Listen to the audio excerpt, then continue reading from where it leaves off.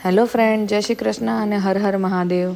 આજે મેં બનાવ્યો છે ચેવડો, જે એકવાર તમે ખાશો ને તો તમે બહારથી બજારમાંથી લાવવાનો ચેવડો બંધ કરી દેશો અને ખાવાનો પણ બંધ કરી દેશો। આ મેં ઘરે બનાવેલો સ્પેશિયલ ચેવડો છે, જે એક જ વસ્તુથી બનાવેલો છે। અને હા ફ્રેન્ડ્સ, આ ચેવડામાં નાખવામાં આવેલો સ્પેશિયલ મસાલો મેં ઘરે બનાવ્યો છે, જે તમે એને સ્ટોર પણ કરી શકો છો અને એ મસાલો તમે બધા જ ચેવડામાં કે કોઈ પણ વસ્તુમાં તમે એડ કરી શકો છો, જેનાથી આ ચેવડાનો સ્વાદ ડબલ થઈ જાય છે। જેમાં ટેસ્ટમાં તીખો, મીઠો, ખાટો અને સોલ્ટી બધો જ સ્વાદ તમને આ મસાલામાં મળી જશે। તો ચાલો શરૂ કરીએ ચેવડાની રેસીપી। અહીં મેં 1 કિલો ચણાનો લોટ લીધો છે, તેમાં મોણ માટે તેલ નાખી દેવાનું છે, સોલ્ટ એડ કરી લેવાનું છે અને તેને પાણીથી સારો ઢીલો લોટ બાંધી લેવાનો છે। અહીં કઠણ લોટ નથી બાંધવાનો, અહીં સેવ પડે તેવો ઢીલો લોટ બાંધવાનો છે અને તેને સેવના મશીનથી નહીં જાડી નહીં ઝીણી એવી મીડિયમ સેવ બનાવી લેવાની છે।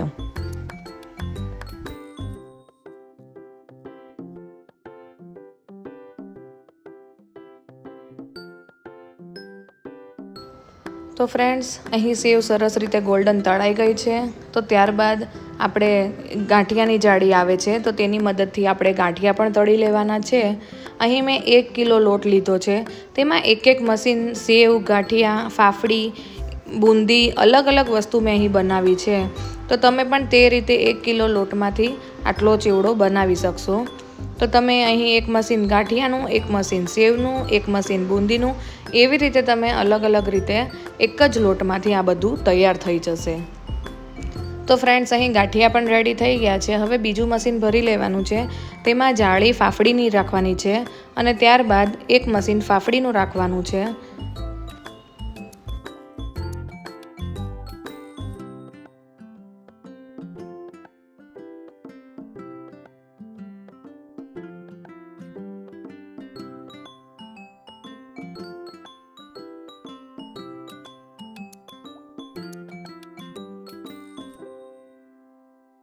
તો ફ્રેન્ડ્સ, અહીં સરસ રીતે ફાફડી તળાઈ ગઈ છે। હવે બાકી બચેલો લોટ છે, તેમાં આપણે બુંદી બનાવવાની છે। તો તે લોટને હવે ઢીલો કરવાનો છે। તો તેમાં આપણે 2 બુંદી બનાવવાની છે।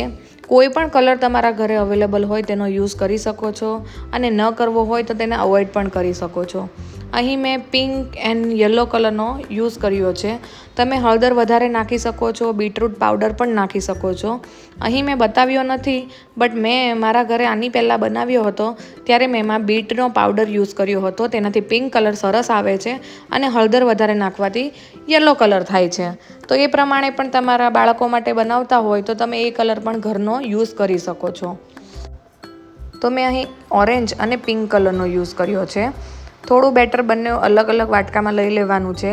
એકમાં યલો કલર અને એકમાં પિંક કલર લેવાનો છે અને જારાની મદદથી બુંદી પાડી લેવાની છે। સરસ બુંદી તળાઈ જાય એટલે તેને કાઢી લેવાની છે।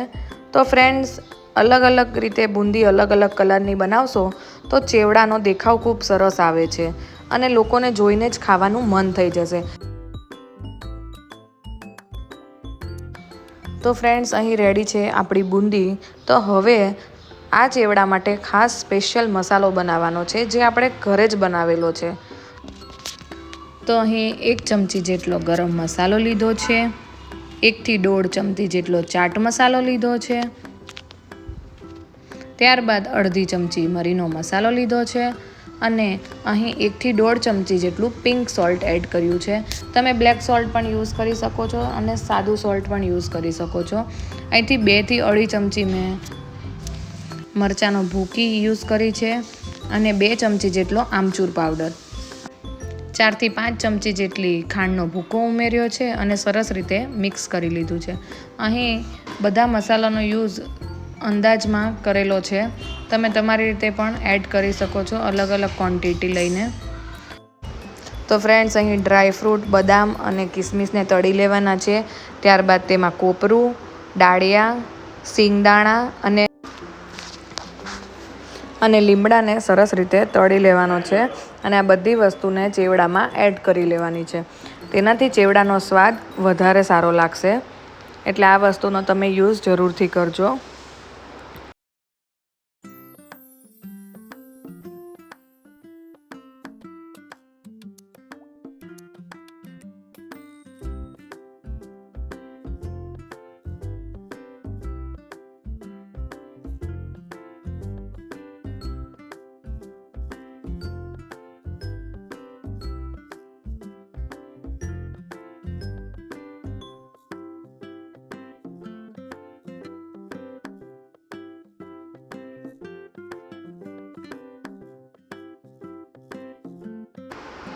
તો આ બધી વસ્તુને ચેવડામાં એડ કરીને તેને સરસ રીતે મિક્સ કરી લેવાનો છે.